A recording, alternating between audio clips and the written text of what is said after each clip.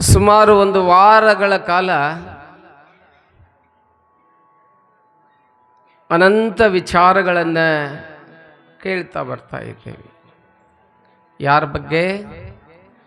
ಇಟಗಿಯ ಭೀಮಾಂಬಿಕೆ ಬಗ್ಗೆ. ಬಹಳ ಸುಂದರವಾದಂಥ ಚರಿತ್ರೆ.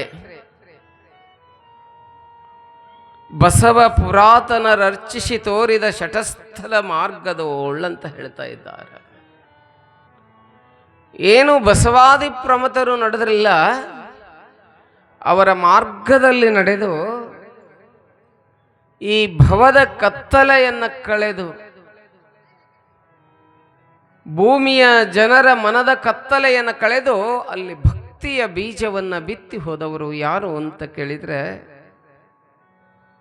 12ನೇ ಶತಮಾನದ ಶರಣರು ಅಂತ ಹೇಳ್ತಾ ಇದ್ದಾರೆ.